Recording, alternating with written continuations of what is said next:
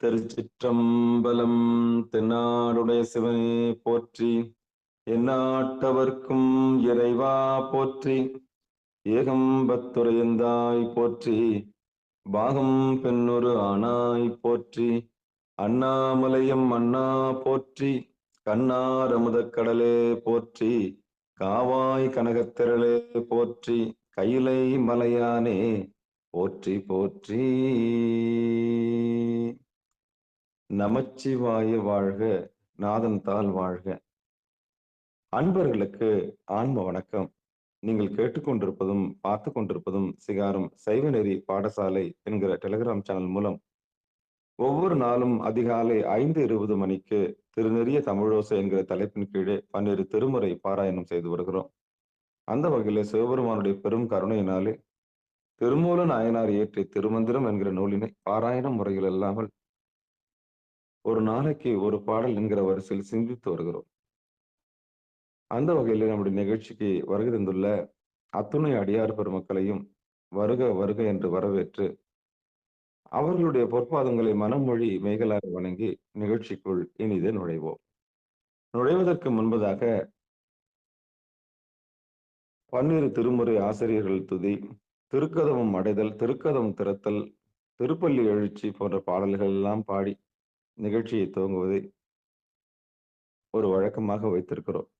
அந்த வகையில இன்றைக்கு உண்டான பன்னிரு திருமுறைகள் ஆசிரியர் துதியினை படிப்பதற்காக வந்தவாசி, அதாவது திருவண்ணாமலை மாவட்டம் வந்தவாசியில் வசிக்கக்கூடிய சிவத்திருமதி செண்பகவல்லி ஞானப்பிரகாசம் அம்மையாரும், பிறகு திருக்கதவம் திறத்தல் இருவரும் சேர்ந்து படிப்பார்கள்.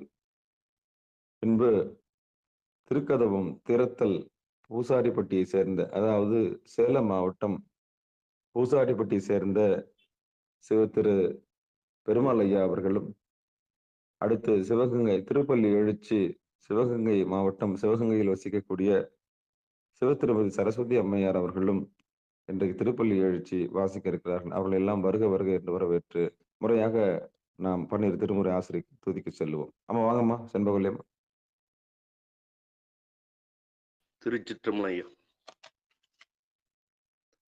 திருஞான சம்பந்தர் வாசீச சுந்தர திருவாத ஊரர் மற்றை திருமாளிகை தேவர் சேத்தனார் கருவூர தெல்லு பூந்துருச்சி நம்பி வருஞான கண்டராதித்த வேணாட்டடிகள் வாய்ந்த திருவாலியமுத மருவு புருடோத்தம சேதிராயர் மூலர் மண்ணு திரு ஆலவாயார் ஒரு காரை காலம்மை ஐயடிகள் சேரமான் ஒளிர்கீர கல்லாடனார் ஒன் கபிலர் பரணர் மெய் உணர் இளம் பெருமானோடு ஓங்கும் மதிராவடிகளார் திருமேவு பட்டின தடிகளோடு நம்பி ஆண்டார் நம்பி சேக்கிழாரும் சிவநெறி திருமுறைகள் 12 அருள் செய்த தெய்வீக தன்மையோரே. திருச்சிற்றம்பலம். நன்றி நன்றி நன்றி. அடுத்து வாங்கம்மா.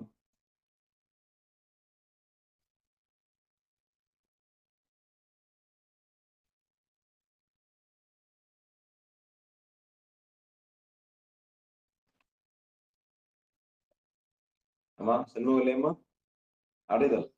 திருச்சிற்றம்பலம். நீங்களே என்ன படிக்கணுமா? வாங்க. ஆமா.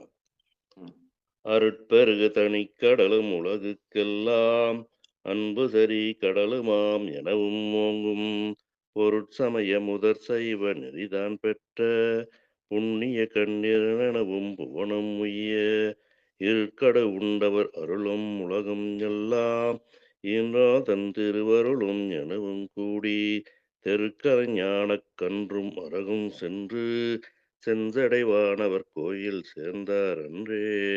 திருச்சிற்றம்பலம். நன்றி ஐயா. பெருமாள் ஐயா. திருச்சிற்றம்பலம். பெருமான் பேரானந்தத்து பிரியாதிருக்க பெற்றீர்கள் அருமானுற்றை பின்னை நீ அம்மான் அலங்கி அகற்றாதே. திருமாமணி சேர் திருக்கதவும் திருந்தபோதே சிவபுரத்து திருமாலறியா திருபுயங்கன் திருத்தாள் சென்று சேர்வோமே. திருமாலறியா திருபுயங்கன் திருத்தாள் சென்று சேர்வோமே. திருத்தாள் சென்று சேர்வோமே. திருச்சிற்றம்பலம். நன்றி ஐயா. அம்மா சரஸ்வதி அம்மா வாங்க.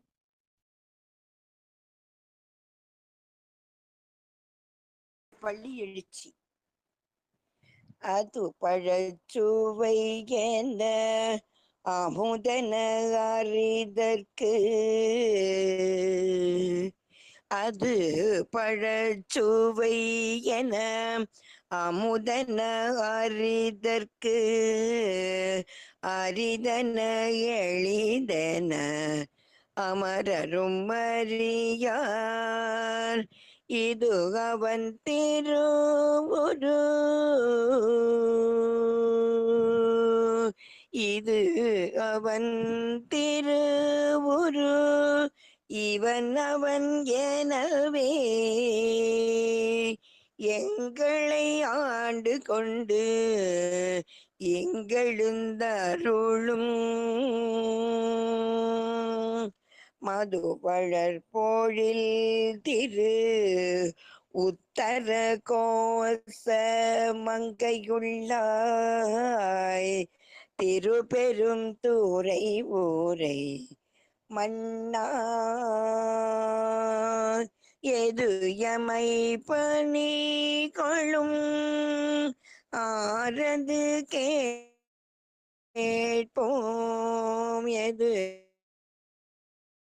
எமை பணி கொள்ளும் ஆரது கேட்போம், எம்பெருமான் பள்ளி எழுந்தருளாயே. எம்பெருமான் பள்ளி எழுந்தருளாயே.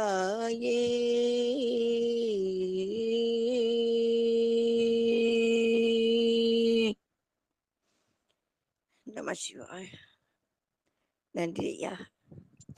நன்றி சாமி சிவபெருமானே. திருச்சிற்றம்பலம். தென்னாடுடைய சிவனே போற்றி, எந்நாட்டவருக்கும் இறைவா போற்றி. அன்பர்களுக்கு ஆன்ம வணக்கம். சிவபெருமானுடைய பெரும் கருணையினாலே திருமூல நாயனார் இயற்றிய திருமந்திரம் என்கிற நூலினை சிகாரம் சைவநெறி பாடசாலை என்கிற அமைப்பின் மூலம் நாம் ஒவ்வொரு நாளும் ஒரு பாடல் என்கிற வரிசையில் சிந்தித்து வருகிறோம். அந்த வகையில இப்படி ஒரு அமைப்பை ஏற்பாடு செய்து நம்ம எல்லாம் ஒருங்கிணைத்த எல்லாம் வல்ல சிவபெருமானுடைய பொற்பாதங்களுக்கு மனமொழி மெய்களாலே வணங்கி நம் உடல் பொருள் ஆவி அனைத்தையும் சமர்ப்பித்து நிகழ்ச்சிக்குள்ள நிதி நுழைவோம். பிறந்த மொழி பயின்று நம்முடைய தாய் தந்தை முதற்கொண்டு கடைசியில் நம்முடைய திருவடி வரை சிவபெருமானுடைய திருவடி இது என்று சுட்டி காண்பித்த குருநாதர்களுடைய பொற்பாதங்களுக்கும் மனம் மொழி மெய்களாலே வணங்கி அவருடைய பொற்பாதங்களை நம்முடைய உடல் பொருள் ஆவி அனைத்தையும் சமர்ப்பித்து நிகழ்ச்சிக்குள் இனித நுழைவோம். திருச்சிற்றம்பலம் தில்லையம்பலம். திருச்சிற்றம்பலம். திருமந்திரத்தில் 3ஆம் தந்திரத்தில் 11வது தலைப்பு அட்டமா சித்தி. இந்த அட்டமா சித்தி என்கிற தலைப்பின் கீழே நாம் இன்றைக்கு 65வது பாடலை சிந்திக்க இருக்கின்றோம். திருச்சிற்றம்பலம்.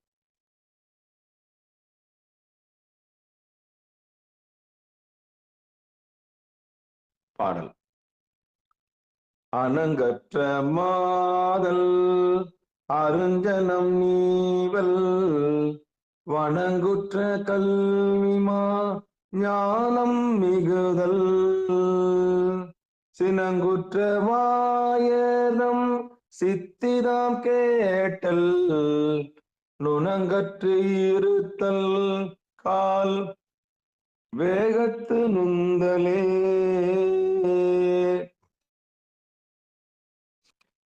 அணங்கற்ற மாதல் அருஞ்சனம் நீவல், வணங்குற்ற கல்விமா ஞானம் மிகுதல், சினங்குற்ற வாயர்தம் சித்திதாம் கேட்டல் நுணங்கற்று இருந்தல் கால் நுணங்கற்று இருத்தல் கால் வேகத்து நுந்தலே.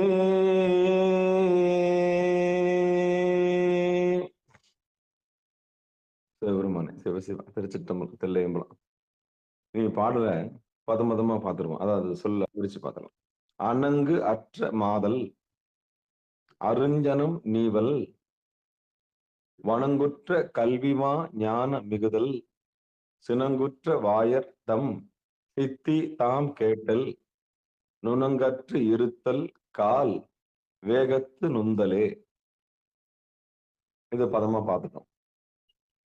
பதமா பார்த்துட்டோம். இனி பாடல் கொண்ட பொழிப்புரை தர்மயாதவன் என்ன சொல்றான்னு பார்க்கலாம். பொழிப்புரை. மனைவியை துரத்தல் மக்கள் முதலிய பிற சுற்றத்தையும் துரத்தல் சிவனை வழிகொண்டுள்ள நூல் அறிவு மிகுதல் வாய் வாழாதிருக்கும் சிவயோகிகள் அடைந்துள்ள பர சித்திகளை அவரிடம் கேட்டல் உலகியலின் தாக்குதலால் உள்ளம் திரிவுபடாதிருத்தல் பிராணாயாமத்தை எளிதாக செய்தல். மீண்டும் ஒரு முறை பொழிப்புரையை வாசிக்கிறேன். தர்மயாதனம். மனைவியை துரத்தல் மக்கள் முதலிய பிற சுற்றத்தை துரத்தல் சிவனை வழிபடுகின்ற நூல் அறிவு மிகுதல்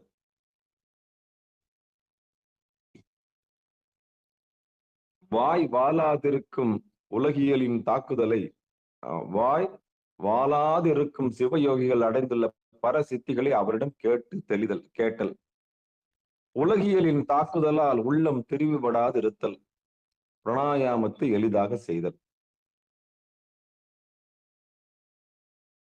அதாவது பொழிப்புரையை பார்த்துட்டோம். இதை பார்த்து பயந்துடக்கூடாது. ஆமா, சொல்ல பார்த்து பயந்துடக்கூடாது, பொருளை பார்த்து பயந்துடக்கூடாது. ஏன்னா திருமூலர் ஏதோ ஒரு செய்தியை நமக்கு சொல்ல வராரு. அந்த செய்தி என்னன்னு நம்ம ஆழமா பார்த்து நம்ம இப்ப இருக்கிற சூழல்ல நம்ம எப்படி இந்த பாடலை எடுத்துக்கணும்னு தான் பார்க்கணுமே தவிர அந்த சொல்லெல்லாம் பார்த்து பயந்துடக்கூடாது. பொருளாம் இப்படி எல்லாம் சொல்றாங்களே அப்படின்னு ஓடிடவும் கூடாது. அப்போ இப்போ இந்த பாட்டு நமக்கு என்ன சொல்ல வருது அப்படின்ற யதார்த்த உலகத்துல நம்ம பார்ப்போம். சிவபெருமான் சிவசிவா திருச்சி அணங்கற்ற மாதல் மனைவியை துரத்தல் அப்படின்னு இதுல போட்டிருக்கு. ஆனா இன்னொரு பொழிப்புரையில இப்படி பகிரங்கமா சொல்லாம வேற ஒரு முறையில சொல்லியிருக்காங்க. அது என்னன்னு பார்ப்போம். அணங்கு அற்ற மாதல் உயிரை வருந்தும் ஆசைகளை நீக்கிக் கொள்ளுதல். உயிரை வருத்தக்கூடிய செயல் என்னென்னலாம் பார்க்கணும். முதல்ல உயிரை வருத்தக்கூடிய செயல்கள் என்னென்ன அப்படின்னு நம்ம பார்க்கணும். அது முதல்ல அதான் அணங்கற்ற மாதல். அடுத்து அருஞ்சனம் நீவல், அதாவது சுற்றத்தார் மேல் வைத்த பற்றை விடுதல். சுற்றத்தார் மேல வச்சிருக்கிற பற்று இருக்கு இல்லையா, அதை விடணும். அப்புறம் வனங்குற்ற கல்வி மாஞானம் மிகுதல், பணிவை தருகின்ற கல்வி அறிவை பெறுதல், மேலான ஞானம் பெற்று உயர்தல். சினங்குற்ற வாயார் அப்படின்னா ஓயாது சிவமந்திரத்தை உச்சரித்துக் கொண்டிருக்கின்ற வாய் உடையவர்களாக இருத்தல். சினங்குற்ற வாயார் தம் சித்திதாம் கேட்டல், அவங்க கிட்ட சித்தி தூரம் கேட்டல், தவயோகம் பற்றி தம்மிலும் மேலான பயிற்சி உடையவர்களிடம் சென்று கேட்டறிதல். நுணங்கற்று இருத்தல், உள்ளம் தளர்வடையாது இருத்தல். இவையே கால் வேகத்து உந்தல், பிராணன் மேலே செல்லும் தவயோக பயிற்சியாளர்களுக்கான தகுதி நிலைகளாகும். அணங்கு அப்படின்னா வருத்தம்னு அர்த்தம். ஆனா உண்மையிலே அணங்குன்னா பெண்ணுன்னு. அற்றம் அழிவு, அருஞ்சனம் என்பது நெருங்கிய சுற்றம், நீவல் என்பது நீக்கல், வனங்குற்ற பணிவான, சினங்குற்ற அப்படின்னா முணுமுணுக்குன்ற, தூரம் கேட்டல்னா சென்று கேட்டறிதல். இப்படி பாட்டுக்கு பொருளோட பதமா அழகா சொல்லியிருக்கிறாங்க. அதை எடுத்துக்கிற விதம் தான். தர்மயாதன டக்குன்னு என்ன பண்ணிட்டாங்க, மனைவியை துரத்தல்னு போட்டாங்க. என்னங்க அப்படி டக்குன்னு இப்படி சொல்லிட்டீங்க அப்படின்னா, அதுதான் சொன்னேன். அடுத்த பொருளையும், அடுத்து ஐயா மாணிக்கவாசகனார் இயற்றிய அந்த புத்தகத்தையும் இப்ப பார்த்த பிறகு தான் தெரியுது. கொஞ்சம் ஆழமா பார்க்கணும் அத. நமக்கு எங்க நம்ம இலக்கணமா படிச்சிருக்கிறோம். தமிழும் படிக்கல. நம்ம தமிழே தகராறு. நம்ம தமிழ் ஒண்ணும் படிக்கவே இல்ல. அடியேன் வந்து அந்த அளவுக்கு அறிவே அறிவே கிடையாது. ஏதோ ஓரளவு தவத்துனால இந்த எல்லைய போய் தொடலாம் அப்படின்ற அறிவு மட்டும் தான். இந்த கேட் கீப்பர், இந்த வாட்ச்மேன் மாரி தான். அந்த எல்லையில நின்னு உங்கள வரவேற்று வாங்கன்னு கையெடுத்து கும்பிட்டு, இந்த பன்னீரையும், அப்புறம் வந்து என்னது சந்தனத்தையும் குடுத்து, கற்கண்டையும் குடுத்து உள்ள வரவேற்கிற ஒரு ஆள் மாரி தான் நான் ஒரு கேட்ல இருக்கிற வாட்ச்மேன் மாரி தான் நான் நிகழ்ச்சிய நடத்துறேனே தவிர, நான் உள்ள இருக்கிற ஓனர் கிடையாது. உள்ள இருக்கிற ஓனர் இறைவன் தான். உள்ள இருக்கிற ஓனர் யாரு? இறைவன் தான். நான் உள்ள வந்து என்னென்ன இருக்குது, ஏது இருக்குது, ஏதா இருக்குது, இது திருமணத்துல 3000 பாட்டு இருக்குதுன்னு சொல்லிட்டு, ஒரு பாட்டுக்கு பொருள் அது இருக்கிறத பார்த்துட்டு உள்ள அப்போ ஒரு கருவி தான் அடியேன். அடியேன் வந்து ஒரு கருவி தான். சொல்லப்போனா நான் தமிழ் லிட்டரேச்சர் கிடையாது. நான் இலக்கியவாதியும் கிடையாது. இலக்கணம் தெரிஞ்ச ஆளும் கிடையாது. தமிழ் புலமையும் நம்மகிட்ட கிடையாது. இறைவன் உணர்த்துறத இங்க சுட்டி காமிக்கிறான் அவ்வளவுதான். சிகார சைவ நெறி பாடசாலையில திருமந்திரத்துல இன்னைக்கு என்ன சாமி சொல்ல வராங்கன்னு சொல்லிட்டு, ஒரு நாளைக்கு ஒரு பாடல் நம்ம சிந்திக்கிறோமே தவிர, ஆலோசிக்கிறோமே தவிர, பொருள் சொல்ற அளவுக்கு நமக்கு அறிவு கிடையாது. யாராவது சொல்லி வச்சிருக்காங்கன்னா, அந்த பொருள் வைத்துக்கொண்டு எப்படி உள்ளே அணுக வேண்டும் அப்படின்னு ஒண்ணு நம்ம என்ன பண்ணலாம் ஆலோசிக்கிறோமே தவிர, அடியனுடைய சொந்த புலமையும் கிடையாது. ஏன் பகிரங்கமா இத சொல்றோம்னா, ஆமா இருக்கிறது அப்படியே சொல்லிடுறோம். இருக்கிற உண்மைய அப்படியே சொல்றோம். வழிப்பறைய பார்க்கிறோம். அது திருமந்திரம் என்ன சொல்ல வருதுன்றத கடைசியில எடுத்துக்கிட்டு, அதன்படி நடக்கிறதுக்கான வழிய நம்ம பொதுவா பார்த்துக்கிறோம். அவ்வளவுதான். ரொம்ப ஆராய்ச்சிக்கெல்லாம் போல. என்ன நம்ப ஆராய்ச்சிக்கெல்லாம் போனோம்னா ரொம்ப என்ன ஆயிடும், ரொம்ப ஒவ்வொரு சொல்லையும் எடுத்து ஆராய்ச்சி பண்ணி அப்படியே போறது அந்த அளவுக்கு பெரிய புலமையும் கிடையாது, அறிவும் கிடையாது. ஆராய்ச்சி பண்ற அளவுக்கு நம்ம பிஹெச்டியும் படிக்கல. சரி. இப்ப 2 பொழிப்புரைய பார்த்தோம். மாணிக்கவாசகனாருடைய பொழிப்புரைய பார்த்தோம். நம்ப அதாவது தர்ம யாதத்தினுடைய பொழிப்புரைய பார்த்தோம். மனைவியை துரத்தல் அணங்கற்ற மாதல் அப்படின்னு போட்டிருந்தது இல்லையா? அதுல என்ன சொல்றாங்கன்னா, உயிரை வருத்தக்கூடிய செயல் எதையுமே செய்யக்கூடாது. அதான் உயிரை வருத்தக்கூடிய செயல் என்னென்ன வரும்? தன்னைத்தானே வதைக்கிற செயல் நம்ம அடிக்கடி சொல்றதுதான். எதெல்லாம் தொந்தரவு பண்ணுது? லாகிரி வஸ்துக்கள் எல்லாமே உயிரை தொந்தரவு பண்ணும். அதான் போத வஸ்துக்கள் எல்லாமே உயிரை தொந்தரவு பண்ணக்கூடியது. டீ குடிக்கிறது முதற்கொண்டு 6 மணி நேரம் சாப்பாடு டீ என்ன பண்ணுது? நிறுத்துது. அப்ப உயிருக்கு தொந்தரவு பண்ணுதுன்றனால தான் சாமி சிவானந்த பரமஹம்சர் என்ன பண்ணாரு? அடியனுக்கு உபதேசம் கொடுத்தவர் சுவாமி சிவானந்த பரமஹம்சர். அந்த அவர் சொல்லுவார். என்ன சொல்லுவார்ன்னா, ஒருவேளை ஒரு டீ வந்து 6 மணி நேரம் அந்த துவர்ப்ப உண்டாக்கி, குடல வந்து செயல்படாம செஞ்சு, சாப்பாடு இல்லாம செஞ்சோம்னா, அது வந்து ரொம்ப ஆபத்தானது. பால் கூட சேர்க்காம நீங்க தனிப்பட்ட முறையில எலுமிச்சம்பழம் போட்டு குடிக்கிறது கூட நல்லதுதான். ஆனா, பாலோட சேர்த்தோம்னா, அதனுடைய தன்மை மாறி போய் விடுகிறது. ஒரு டீ 6 மணி நேர உணவை கட்டுப்படுத்துகிறது. அப்ப அதுவும் ஒரு விதமான வஸ்து தான். ஒரு நாளைக்கு 6 டீ, 7 டீ குடிக்கிறவங்க இருக்கத்தான் செய்றாங்க. 6 டீ, 7 டீ குடிச்சாங்கன்னா உடம்பு என்ன ஆகுறது? சொல்லுங்க பார்க்கலாம். என்ன ஆகுறது? அவ்வளவுதான். இறுக்கி, இறுக்கி, இறுக்கி குடல் வந்து அப்படியே சுருங்கிடும். ஏன்னா உணவு இல்லாம என்ன ஆயிடும்? துவர்ப்பு அதிகமா போயிடும். ஒரு மாரி ஆயிடும். மலச்சிக்கல் ஏற்படும். எல்லா சிக்கலுக்கும் காரணம் மலச்சிக்கல் தான். மலச்சிக்கல் வந்துச்சுன்னா எல்லா சிக்கலும் வாழ்க்கையில வந்துரும். அப்போ எச்சரிக்கையா இருக்கணும். அப்போ டீ முதற்கொண்டு, காபி முதற்கொண்டு பால் போடாம சாப்பிட்டா உத்தமம். உத்தமம்ன்னா எதுவும் பண்ணாது. அப்போ பீடி, சிகரெட் அப்படின்னு பாக்கு, புகையில, பொடி, தண்ணி, கஞ்சா இந்த மாரி யாரும் யூஸ் பண்ண போறதில்ல. இருந்தாலும் சொல்லிர்றேன். மச்சம் மாமிசம். மச்சம் மாமிசம்னா என்ன? கறி. அதாவது நான்வெஜ். அப்ப இது மேல இருக்கிற நாட்டங்கள் வந்து உயிருக்கு தீங்கு தரக்கூடியது. ஈவன் முட்டை உட்பட. என்னங்கய்யா அப்படி சொல்லிட்டீங்க? அப்ப சத்தா நம்ம வாழ தேவையில்லையா? நான் கேட்கிறேன். சத்து வேணும்னு சொல்லி இன்னொரு சத்த அடிச்சு சாப்பிடுறதா ஒரு சத்தா இருக்க முடியும்? சத்துன்னா உயிரு. நாம உயிர் வாழறதுக்காக இன்னொரு உயிர கொன்னு தின்றது நல்லா இருக்காதுல்ல? அது நல்லா இருக்குமா? அந்த சாபம் நம்மள விடுமா? சும்மா விடுமா? விடாதுல்ல? அப்ப தெரிஞ்சவங்க என்ன பண்ணாங்க, அது நமக்கு வேணான்னு முடிவு பண்ணாங்க. எல்லாருமே ஆரம்பத்துல சைவம் கிடையாது. சைவம்னா உணவுல சைவம் கிடையாது.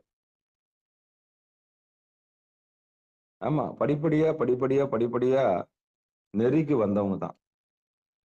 ஒரு 12 வருட காலம் ஒரு ஊர்ல மழை பெய்யலன்னு வச்சுங்களேன். இந்த வானமே பொய்த்து போயிருச்சு. மழையே பெய்யல. அப்போ தர்மம் இருக்குமா என்ன? இருக்காது. ஒழுக்கம் இருக்காது. உயிர்களும் இருக்காது. உற்பத்தி இருக்காது. அப்போ எது கிடைக்குதோ அத சாப்பிடணுன்ற எண்ணம் வரும். நண்டு கிடைச்சா நண்டு சாப்பிடுவீங்க. வேற வழி இல்ல. தின்றதுக்கு எதுவுமே இல்ல. 12 வருஷம் பஞ்சம். அப்போ இந்த உயிர தக்க வைக்கிறதுக்கு என்னெல்லாம் செய்ய முடியுமோ அத்தனையும் செய்வீங்க. அப்ப தர்மம் மாறுபடும். மாட கூட விட்டு வைக்க மாட்டீங்க. ஆடு விட்டு வைக்க மாட்டீங்க. மாட்ட விட்டு வைக்க மாட்டீங்க. கோழிய விட்டு வைக்க மாட்டீங்க. பறவைய விட்டு வைக்க மாட்டீங்க. காரணம் என்ன? பொழைச்சாகணும். ஆட்ட கடிச்சு, மாட்ட கடிச்சு கடைசியில மனுஷன விடுவீங்களான்னு தெரியாது. அந்த அளவுக்கு பஞ்சம். அப்போ பஞ்சம் வரும்போது வானம் பொழிவதை நிறுத்தி விடுகிறது. வானின்றி அதான் நீரின்றி அமையாது உலகன்றது. அப்ப ஒழுக்கம் இந்த மழையால தான் ஒழுக்கம் காப்பாத்தப்படுது. மழை நின்னு போச்சுன்னா ஒழுக்கம்லாம் போயிடும். எங்க எப்படி திருடணும்னு தான் முடிவு பண்ணீங்க. பக்கத்து வீட்ல இருந்து என்ன எடுக்கலாம்? ஏன்னா இல்லாமை தானே. இல்லாமை வந்துருச்சுனால என்ன ஆகும்? ஒருத்தருக்கு இல்லாமை வந்துச்சுன்னா என்ன பண்ணும்? திருட தான் சொல்லும். எங்கிருந்து பறிக்கலாம்? அப்படின்ற எண்ணம் வரும். அப்ப திருடுறாங்கல்ல, அவங்கலாம் இல்லாமைக்கு உள்ளாங்கன்னா, ஆமா. இல்லாதவர்கள் பொல்லாதவர்கள். எழுதிக்கங்க. இது ஒரு தலைப்புல ஒரு நாடகம் ஒரு கதையே இருக்குது. இல்லாதவர்கள் பொல்லாதவர்கள். அப்ப இல்லாதவர்கள் என்ன பண்றாங்க? இருக்கிறவங்க கிட்ட இருந்து அபகரிக்க முயற்சி செய்கிறார்கள். அது எப்போ? இந்த மாரி வானம் பொய்த்து போகும்போது தர்மம் மாறுபடுகிறது. அப்பொழுது எதையாவது அடிச்சு தின்னணுன்ற எண்ணம் வருது. அப்ப மிருக நிலைக்கு நம்ம போயிடுறோம். அப்போ நாம எல்லாமே சுத்த சைவம் கிடையாது. நல்லா வானம் தன் கடமைய கரெக்ட்டா செய்றதுனால, நாம பச்சையாக மென்னு தின்னுருந்த கறிய சுட்டு சாப்பிட ஆரம்பிச்சோம். நெருப்பின் பயன்பாடு கண்டுபிடிச்சோம். நாடோடியா திரிஞ்ச நம்ப அடுத்து சக்கரத்த பயன்படுத்த ஆரம்பிச்சோம். ஆற்றங்கரை ஓரத்துல நல்லா பூத்து குலுங்குதுன்னு சொல்லிட்டு, எங்கெல்லாம் காய்கறிகள் அதிகமா இருக்குதோ, எங்கெல்லாம் விவசாயம் இருக்குதோ, எங்கெல்லாம் உணவுக்கு பஞ்சம் இல்லையோ, அங்கெல்லாம் நாடோடியா திரிஞ்ச நம்ம என்ன பண்ணோம், ஒரு இடமா குடியிருக்க ஆரம்பிச்சோம். அப்போ குடியானவர்கள் ஆனோம். யாரெல்லாம் ஒரு இடத்துல தங்குனாங்களோ, அவங்கலாம் குடியானவர்கள் ஆனாங்க. அவங்களே அரசு சாம்ராஜ்யம் செய்தார்கள். அவர்களே நாகரிகத்தை பரப்பினார்கள். ஆற்றங்கரை ஓரத்துல தான் நாகரிகம் பரவுச்சு. நிர்வாணமாக இருந்தவன் தண்ணீரை நக்கி குடித்தவன் பிறகு கைகளை பயன்படுத்த ஆரம்பித்தான். இப்படி வரலாற்று நெடுக மனிதகுல வளர்ச்சியை நல்லா ஆய்வு செஞ்சு பார்த்தீங்கன்னா, மிருக நிலையில இருந்த நம்ப கொஞ்சம் கொஞ்சமா நாகரிகம் என்கிற பெயரில் ஹரப்பா, மொஹஞ்சதாரோ நாகரிகங்கள்ல லிங்க வழிபாடு இருந்தது சொல்லுவாங்கல்ல, அது மாரி அப்பவே பாத்ரூம் கட்டுன அடையாளம்லாம் இருக்குன்னு சொன்னாங்கல்ல, அந்த மாரி இந்த நிர்வாணமாக இருந்த மனிதன் ஆடை புனையவும், கைகளில் நக்கி நக்கி குடித்த வெறும் தண்ணீய நக்கி குடிச்சிருந்த மனுஷன் கையில மொண்டு குடுக்கவும், அதுக்கப்புறம் அறிவு நிலையில படிப்படியா நெருப்ப கண்டுபிடிச்சு சுட்டு சாப்பிட்டதும், அப்புறம் படிப்படியா ஆற்றங்கரை ஓரத்துல அப்படியே குடியேறினதும், எங்கெல்லாம் விவசாயத்துல காய்கனிகள்லாம் கிடைக்குமோ, அங்கெல்லாம் வந்து உருப்படியா இருந்ததும், இப்படி இடம் பொருள் ஏவலுக்கு ஏத்த மாரி பாலைவனத்துல ஆடு இருக்குதுன்னா, அந்த ஆட்ட தின்னு பிழைச்சாங்க. பாலைவனத்துல மாடு இருக்குதுன்னா, மாட்ட தின்னு பொழைச்சாங்க. காய் இருக்குதுன்னா, காய்கறிகள தின்னு பொழைச்சாங்க. இப்படி பொழைச்சது தான் வாழ்க்கை. இப்படிதான் இந்த உலகம் நாகரிகத்த அடைஞ்சிருக்கு. இந்த உலக நாகரிகத்தின் தொட்டிலா இந்தியா இருந்திருக்குது. எப்படி வாழணும்? எப்படி சாப்பிடணும்? எப்படி தூங்கணும்?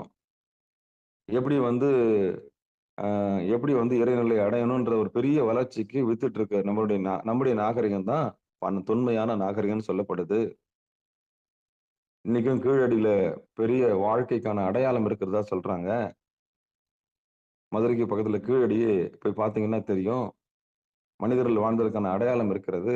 அப்போ 12 வருடங்கள்ல ஒரு வறுமை ஏற்பட்டா, மனுஷன் யார எப்படி சாப்பிடுவான்னு தெரியாது. தர்மம் இருக்காது. நீதி இருக்காது. இப்ப சொல்லுங்க. அப்ப வானம் பொய்த்து விட்டால் தர்மம் இருக்காது. அப்ப எல்லாருமே ஆதியில நான்வெஜ் சாப்பிட்டவங்க தான். அது கைபர் போலன் கணவாய் வந்த வழியாக வந்தவங்களா இருந்தாலும் சரி, அது அக்பர், அன்வர் எந்த வழியாக வந்தாலும் சரி. அது யாராக இருந்தாலும் எல்லாருமே அசைவம் சாப்பிட்டவர்களே. இந்த அசைவம் சாப்பிட்ட மனிதர்கள் தன்னை தானே எப்படி புதுப்பிச்சுக்கினாங்கன்னா, காய் இருக்க, அதாவது கனி இருக்க காய் கவர்ந்தற்று அப்படின்ற மாரி, எதுக்கு ஒரு உயிர அடிச்சு சாப்பிடணும் அப்படின்னு சொல்லி, பசுவ கொன்னவன் பசும் பால சாப்பிட ஆரம்பிச்சான். பசும் பால சாப்பிட்டவன் தயிர சாப்பிட ஆரம்பிச்சான். பசும் தயிர சாப்பிட்டவன் அதுக்கப்புறம் வெண்ணெய் எடுக்க ஆரம்பிச்சான். அதுக்கப்புறம் மோர சாப்பிட ஆரம்பிச்சான். மோர சாப்பிட்டவன் அடுத்து வெண்ணெயிலிருந்து நெய் எடுக்க ஆரம்பிச்சான்.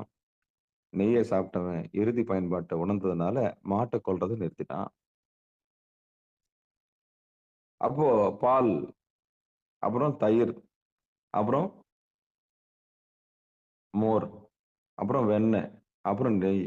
இதுதான் நாகரிக வளர்ச்சி. வெறும் பாலா பார்த்தான் முதல்ல. முதல்ல மாடா பார்த்தான். அடிச்சு தின்னணுன்ற வெறி இருந்தது. 2வது மாட்டுல இருந்து ஒரு உன்னதமான பொருள் இருக்குதுன்னு கண்டுபிடிச்சான். அந்த பால அவன் எடுக்க ஆரம்பிச்சான். அந்த பால்ல இருந்து தயிர கண்டுபிடிச்சான். அந்த தயிர்ல இருந்து மோர கண்டுபிடிச்சான். அந்த மோர்ல இருந்து தனியா ஒண்ணு மிதக்குது. அது என்ன எடுத்தான். அதுதான் வெண்ணெய்ன்னு பேர் வச்சான்.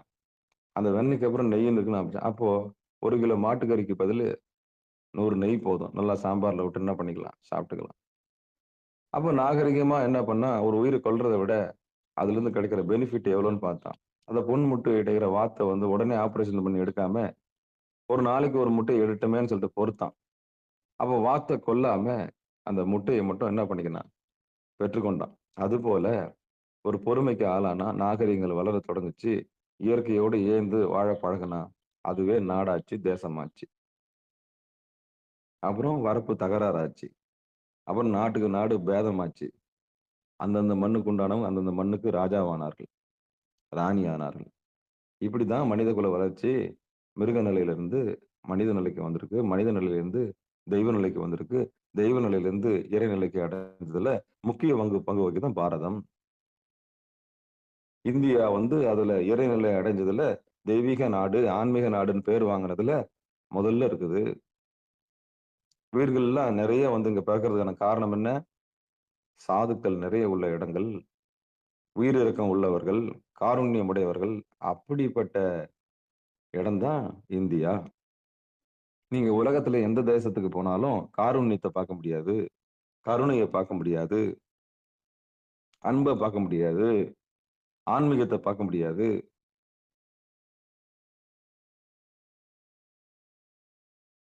தயவு பார்க்க முடியாது. கருணைய பார்க்க முடியாது.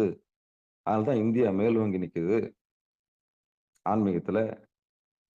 இந்தியான்னு சொன்னாலே இது ஆன்மீக நாடா தான் நம்ம என்ன பண்றோம்? பார்க்கிறோம்.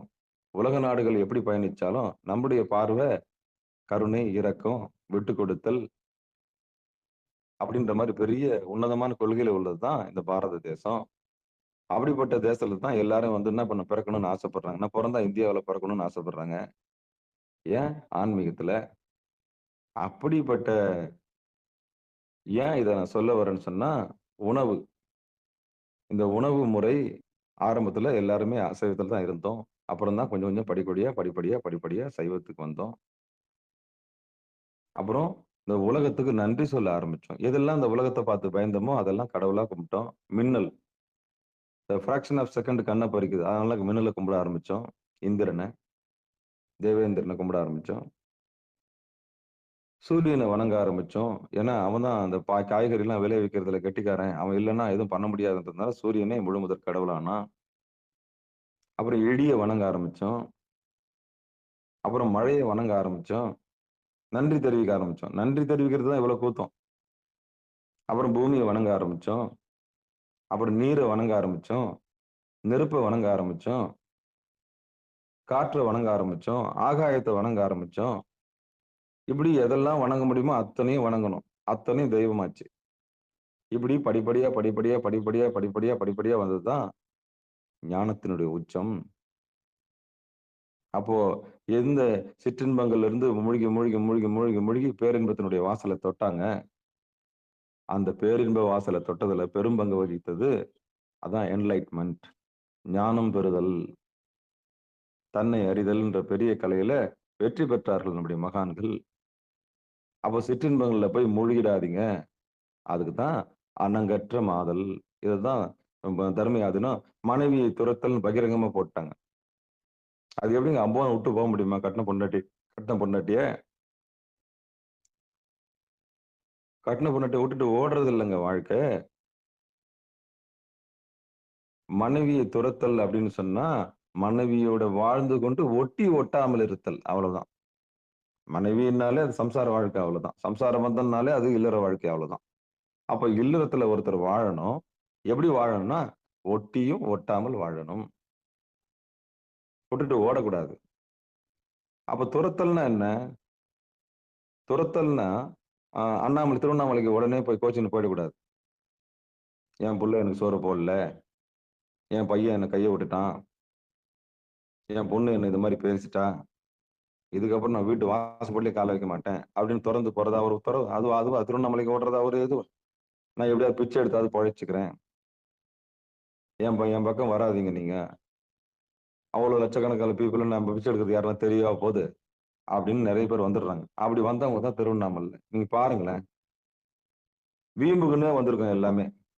5 மூட்டை 60 வீட்டுல இருக்கும். வந்து இங்க என்ன பண்ணோம்?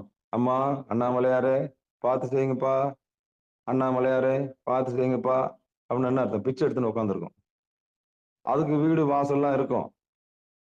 சவால் விட்டு வந்துருக்கோம், நான் திருவண்ணாமலை பிச்சை எடுத்தாவது பொழைச்சுக்கிறேன். அந்த ஒரு சொல்ல காப்பாத்துறதுக்கோசம் என்ன பண்ணாதுங்க? பிச்சை எடுத்துன்னு உட்காந்துருக்கோம். எத்தனை பேர் பிச்சை எடுக்கிறாங்க போய் பாருங்களேன். அண்ணாமலையாரை விட, அண்ணாமலையாரோட கோஷத்தை விட பிச்சை எடுக்கிறவங்களோட கோஷம் தான் அதிகமா இருக்கும். அம்மா, என் ராஜாத்தி, என் ராணி அப்படி கை நீட்டி என்ன பண்ணுவாங்க? வருவாங்க. இந்த பிச்சை எடுக்கிற தன்மை சவால். அதாவது இது கூட ஒரு விதமான ஆணவம் தான். இது கூட ஒரு விதமான ஆணவம் தான். இவ்வளவு நாள் காப்பாத்தின போல நம்மளுக்கு சோறு போடலையே, இவ்வளவு அன்பா வளர்த்த பொண்ணு நம்மள அம்போன்னு விட்டு போயிட்டாலே. அப்போ ஒரு வயித்தெரிச்சல்னால என்ன பண்றது? எங்கேயாவது பிச்சை எடுத்தாவது சாப்பிடுறோம் போ அப்படின்னு சொல்லிட்டு என்ன பண்ணோம்? அது வீட்டை விட்டு கிளம்பி வந்துரும். அப்படி வந்து பிச்சை எடுக்கிறது தான் இங்க பிச்சை எடுக்கிறது. அப்போ அது துரத்தல் கிடையாது. அது ஒருபோதும் துரத்தல் கிடையாது. அது வந்து அது சவுடால், ஆணவம், வீம்பு. ஒரு சரத்துக்குன்னாவது நான் போய் எங்கேயாவது நான் வாழ்ந்துக்கிறேன். பிச்சை எடுத்தாவது சாப்பிடணும் கண்டி உங்க கையில சாப்பிட மாட்டேன். என்னது? பிச்சை எடுத்தாவது சாப்பிடணும் கண்டி உங்க கையில சாப்பிட மாட்டேன். இப்படிப்பட்ட கோஷ்டி தான் எங்க இருக்குது? ஒவ்வொன்றுத்துக்கும் ஆணவம் இருக்குதுங்க. பிச்சை எடுக்கிறவங்களாம் ஆணவம் இல்லைன்னு நினைக்கிறீங்களா? அப்படிலாம் கிடையாது. கொஞ்சம் உசுப்பேத்தி விட்டீங்கன்னா அவங்களுக்கு கோவம் வரும், சண்டை வரும், எல்லாமே வரும் அவங்களுக்கு. ஆமா. பெரிய ஃபைட்டே பண்ணுவாங்க அவங்க. ரொம்ப தன்மையா போய் இறைநிலைக்கு போனதுனால அவங்க பிச்சை எடுக்கிறான்னு நினைக்காதீங்க. அவங்களுக்கு எல்லாமே உண்டு. அவங்களுக்கு எல்லாமே உண்டு. அப்போ இந்த துரத்தல் அப்படின்னா எல்லாத்தையும் விட்டுட்டு துறந்து போறது இல்ல. இருக்கிற இடத்துல இருந்து ஒட்டி ஒட்டாமல் அதை அணுக வேண்டும். அதுதான் உயிரை வருத்தும் ஆசைகளை நீக்கும் அப்படின்னு சொல்றாங்க. உயிரை வருத்தக்கூடிய செயல்களை செய்யக்கூடாது. லாகிரி வஸ்துக்களை சாப்பிடக்கூடாது. பீடி, சிகரெட், அபின்னு, பாக்கு, புகையிலை, தண்ணி, கஞ்சா எதுவுமே செய்யக்கூடாது அப்படின்றது தான் முதல் அர்த்தம். அனங்கற்ற மாதல் அப்படின்னா வெறும் மனைவியை மட்டும் துரத்தல் இல்ல. உயிருக்கு தீங்கு விளையக்கூடிய எந்த செயலையும் செய்யக்கூடாது. அப்போ ஒரு தவம் கெடக்கூடாது. ஒரு தவம் கெடக்கூடாது. தவம் கெடாம இருக்கணும்னா இந்த செயல்களை செய்யக்கூடாது. அதுக்குதான் உபதேசம் கொடுக்கும்போது பார்க்கணும். இவங்க உபதேசம் கொடுத்தா இவங்க செய்வாங்களா? பயிற்சி செய்வாங்களா? பயிற்சி செய்யறவங்களா இருந்தா கொடுக்கணும், இல்லைன்னா கொடுக்கக்கூடாது. பயிற்சி செய்யறவங்களா இருந்தா கொடுக்கணும், இல்லைன்னா கொடுக்கக்கூடாது. ஆமா. அப்போ அந்த அந்த அந்த பாத்திரம் மருந்து பிச்சை எடுன்றது இதுதான். உபதேசம் இவங்களுக்கு கொடுக்கலாமா வேணாவா? சொன்னதை செய்வாங்களா, செய்ய மாட்டாங்களா? பார்க்கணும். சரி. இது வந்து முதல் நிலை. அதாவது அணங்கற்ற மாதல் அப்படின்னா, மனைவியை துரத்தல் இல்ல. இருக்கிற இடத்துல இருந்து ஒட்டி ஒட்டாம வாழறதுக்கு உண்டான பக்குவத்த நம்ம பெறுகிறோம். யாரையும் நம்ம உதாசீனப்படுத்தக்கூடாது. விட்டுட்டு ஓடிடவும் கூடாது. இப்ப நான் சொன்ன காரணங்கள்லாம் ஞாபகம் வச்சுக்கங்க. ஒரு பிரச்சனை இருக்குதுன்னு சொல்லிட்டு ஒரு இடத்த விட்டு ஓடுனீங்கன்னா, நீங்க போய் இருக்கிற இடத்துல இன்னொரு பிரச்சனை வந்துரும். சரி அங்க ஒரு பிரச்சனை இருக்குதுன்னு சொல்லிட்டு இன்னொரு இடத்துக்கு ஓடுனீங்கன்னா, அங்க ஒரு பெரிய பிரச்சனை வரும். அப்ப பிரச்சனை இல்லாத உலகமே இல்ல. நீங்க எங்க போனாலும் பிரச்சனை உங்கள தேடி வந்துட்டு தான் இருக்கும். சாஸ்வதமான ஒரு இடத்த தேடி தேடி நீங்க அலைவீங்க. எங்கேயாவது நிம்மதியா இருக்கலாம். சத்தியமா அப்படி ஒரு இடம் இல்லவே இல்ல பூமியில. எங்க போனாலும் போட்டி உண்டு, பொறாமை உண்டு. காமம் உண்டு, மோகம் உண்டு, லோபம் உண்டு, மதம் உண்டு, மாச்சரியம் உண்டு, டம்பம் உண்டு, அசூயை உண்டு. தப்பிச்சிட முடியாது. வினையிலிருந்து அவன் பண்ண வினையிலிருந்து தப்பிக்க முடியாது. அப்ப அவன் பண்ண வினைய அவன் தான் அறுத்தணும். யாரும் யாருடைய வினையும் வாங்கிக்கவும் முடியாது. யாரும் யாருடைய வினையும் வாங்கிக்க முடியாது. அது அப்பாவா இருந்தாலும் சரி, பொண்ணா இருந்தாலும் சரி, அப்பா, பொண்ணு உறவா இருந்தாலும் சரி, அம்மா, புள்ள உறவா இருந்தாலும் சரி, தாயா இருந்தாலும், புள்ளையா இருந்தாலும், அவங்கவங்க வினைய அவங்கவங்க தான் அனுபவிச்சாகணும். எங்கேயும் ஓடி ஒளியவும் முடியாது. ஓடி ஒளியவும் முடியாது. அப்போ ஒரு சாதகன் எப்படி இருக்கணும்ன்றதுக்கான அடையாளத்த திருமூலர் சொல்றாரு. வாழணும், ஒட்டி ஒட்டாம வாழணும், தவத்த கூட்டணும். அருஞ்சனம் நீவல். நீவல்னா என்ன அர்த்தம்னா, சுற்றி இருக்கவங்கள துரத்தல். துரத்தல்னா சுற்றத்தை துரத்தல். சுற்றத்தை துரத்தல்னா, அத வெட்டி விட்டுறணும். என்னன்னா என்ன? அவ்வளவுதான். அதாவது தேவையில்லாத வந்து பேசக்கூடாது. வந்து 3வது மனுஷன உட்கார்ந்து பேசினு உட்கார்ந்திருக்க கூடாது. ஐயோ! அப்படி ஆயிட்டாளாமே! இப்படி ஆயிட்டாளாமே! ஆஹா! இவ கதை உங்களுக்கு தெரியுமா? அப்படின்னு ஆரம்பிச்சு, அது போய் முடியும். நல்லா யோசிச்சு பாருங்க. நம்மள பத்தி பேசுறதுக்கோ, என் தவநிலைய பத்தி பேசுறதுக்கோ, பக்திய பத்தி பேசுறதுக்கோ, அடுத்து நீ என்ன பண்ண போறன்னு சொல்லிட்டு, அங்க பிரசன்ட்ல சந்திக்கிற 2 பேர் மட்டும் பேசிட்டு இருந்தாங்கன்னா, சத்தியம். அதுல எந்த மாற்று கருத்தும் கிடையாது. என்ன பண்ண போற? எப்படி உட்கார்ந்துங்கிற? பக்தி எந்த கோயிலுக்கு போற? எப்படி சாமி கும்பிடணும்? எனக்கு கொஞ்சம் சொல்லிக் குடு. ஆத்மார்த்தமா ஆன்மாவ பத்தி பேசி, ஆன்ம விசாரம் செஞ்சு, அந்த உயிர் கடை தேறுதுன்னா, அது உத்தமமான பேச்சு. எப்படி தவத்துல உட்காரணும்? சிகாரத்துக்கு போறீங்களே, எப்படி அது என்ன சொல்லி தர்றாரு? வாழ்க்கைன்னா என்ன? வாழ்வியல் பாடம் எடுக்குறாரா? எப்படி அது? என்ன எப்படி போணும்? திருமந்திர வகுப்பு எப்படி போயிட்டு இருக்கு? உள்ள வர்றதுக்கான வழி என்ன? ஆன்மா கடை தேறுவதற்கான வழி என்னன்னு 2 பேர் டிஸ்கஸ் பண்ணாங்கன்னா, பிரசன்ட்ல அது வந்து பயனுள்ள பேச்சு. அதாவது ஆன்மாவை கடை தேற்றுகின்ற அவசியமான பேச்சுக்கள பேசிட்டு 2 பேரும் பிரிஞ்சா அது உத்தமம். 2 பேரும் ஒண்ணா சேர்ந்து பேச ஆரம்பிச்சு 3வது பெர்சன பத்தியே பேசிட்டு உட்கார்ந்தோம்னா, அது அபத்தம். அ தன்னுடைய முதுகுல இருக்க அழுக்க எடுக்காம, தன்னுடைய மனதில இருக்கிற குறைகளை நீக்காம, தன்னுடைய ஆன்மாவை அடையறதுக்கு உண்டான தன்னுடைய அறிவை அடைவதற்கு உண்டான அறியாமை நீக்குவதற்கு பதிலாக, பிறருடைய விஷயங்கள பேசி பேசி அவங்களுடைய குப்பைய தாந்து நம்ம முதுகுல ஏத்திக்கிறது. அவ அப்படி போயிட்டாளாமே! இவ இப்படி ஆயிட்டாளாமே! ஓ! இப்படி பண்ணிட்டாளாமே! அப்படியே ஒரு மாரி பேசிக்கிறது. அப்ப இது என்னன்னா, இது பெரிய அபத்தம். இதுக்கு வந்து புறங்கூறுதல்னு பேரு. அப்போ 2 பேரும் சந்திச்சா ஆன்மா உய்வடைகிற விஷயத்த தான் பேசணும். பிரசன்ட்ல யார் யார் இருக்கோமோ அத பத்தி தான் பேசணும். 3வது மனுஷன பத்தி பேசக்கூடாது. 3வது பொம்பளைய பத்தி பேசக்கூடாது. அப்படி பேசினா என்ன பேசணும் தெரியுமா? ஒருத்தருடைய நல்ல கீர்த்திகளை மட்டும் தான் பேசணும். நல்ல விஷயங்கள மட்டும் பேசணும். அப்படி கருப்பு பக்கத்த பேசக்கூடாது. பேசினா அது நம்ம கருப்பு பக்கம் அந்த தீவினை வந்து நமக்கு ஒட்டிக்கும். அப்ப இந்த மாரி பேசுறவங்களுக்கு என்னன்னா, ஆபத்து என்னன்னா, அவங்க ஒரு வழியில போற ஓணான வூட்டுக்குள்ள எடுத்து விட்டுக்கிறாங்க. ரோட்ல போற ஓணான என்ன பண்ணிக்கிறாங்க? தான் மடியில எடுத்து விட்டுக்கிறாங்க. அது குத்துது, கொடையுதுன்னுவாங்க அப்புறம். அதான் ரோட்ல இருக்க தேள் எடுத்து மடியில விட்டுக்கின்னு குத்து கொட்டிடாது அது மாரி. அப்ப இந்த புறம் பேசுறவங்கலாம் என்னத்த அனுபவிக்கிறாங்கன்னா, தேவையில்லாத வினைகள வாங்கி தனக்குள்ள போட்டு அந்த கர்மாவ அவங்க ஏத்துக்கிறாங்க. ஆனா அந்த கர்மா அவங்கள பத்தி பேசுனாங்கல்ல, அவங்களுக்கு வந்து ரிலீவ் ஆயிடும். யாரெல்லாம் புறம் பேசுறீங்களோ, யார பத்தி பேசுறீங்களோ, அவங்களுடைய வினை வந்து அந்த புறம் பேசுறவங்களுக்கு சேர்ந்துரும்.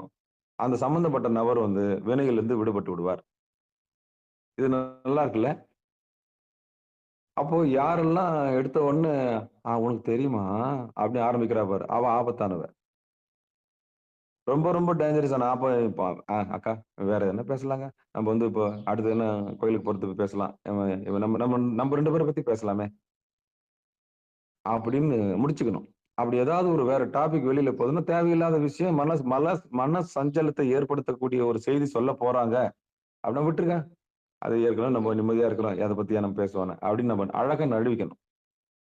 ஒரு செய்தியிலிருந்து நழுவிக்கணும். ஒருத்தர பத்தி ஒருத்தர் புறத்தே பேசக்கூடாது.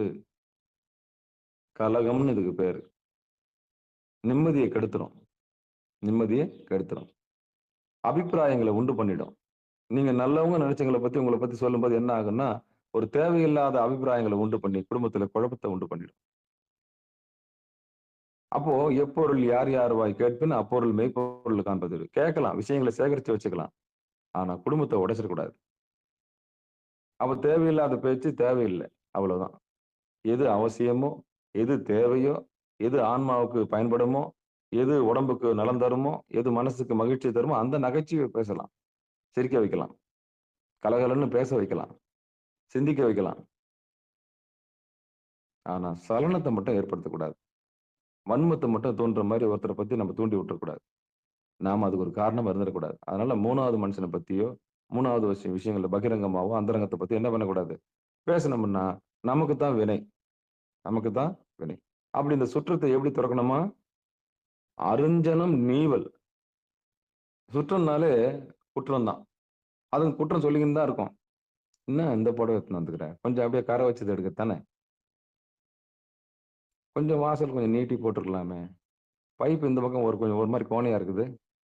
இதான் சுற்றம். "இன்னும் பொண்ணு கல்யாணம் பண்ணல? எப்போதான் கல்யாண சாப்பாடு போடப் போற?" இதுதான் சுற்றம்.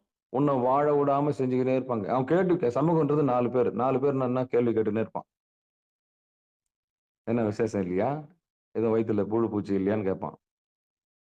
4 பேருன்னா, முதல்ல கல்யாணம் நடக்கலையான்னு கேட்பான். தாக்க அறுத்துருவானுங்க கேட்டு, கேட்டு, கேட்டு. அப்புறம் எதுவும் இல்லையா வயித்துல? விசேஷம் இல்லையா? அத கேட்பானுங்க. அதுக்கப்புறம் பேர் வைக்கலையான்னு கேட்பான். அதுக்கப்புறம் பிறந்த நாள் கொண்டாடலையான்னு கேட்பான். அதுக்கப்புறம் காது குத்து வைக்கலையான்னு கேட்பான். அதுக்கப்புறம் கல்யாணம் வைக்கல. திருப்பியும் அதேதான். திருப்பியும் பழைய குருடி கதவு திரடி தான். அப்ப சமூகம்ன்றது என்ன பண்ணுவான்? போறவன் வரவன்லாம் சஜஷன் கேட்டுன்னே இருப்பான். சொல்லின்னே இருப்பான். அப்ப இந்த சுற்றத்தை துறந்து விட வேண்டும்.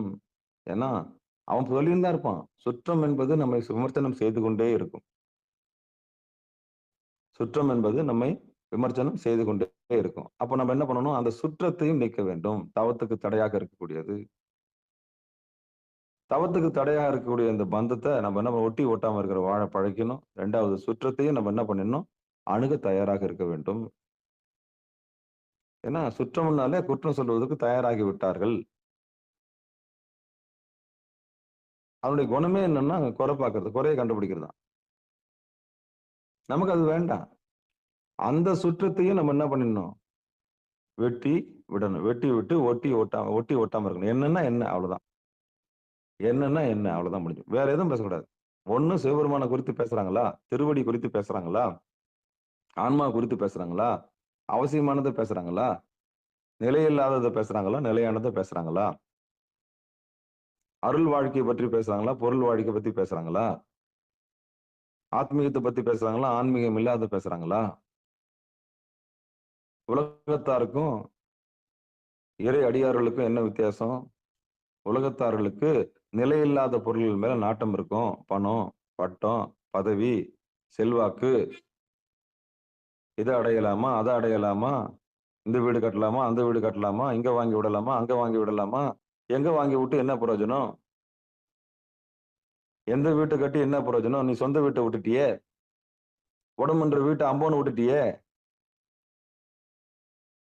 அடுக்குமாடி அவ்வளவு தூரம் கட்டினியே! உன் உடம்புல ஒரு அடுக்குமாடி இருக்குது. அத கண்டுபிடிச்சியா? இடுப்புன்ற ஒரு மூலாதாரம் இருக்கு. அது முதல் மாடி. வயிறுன்றது 2வது மாடி. மணிப்புரகம் 3வது மாடி. மார்பு 4வது மாடி. விசுத்தி தொண்டைக்குழி 5வது மாடி. புருவ மத்தியம் 6வது மாடி.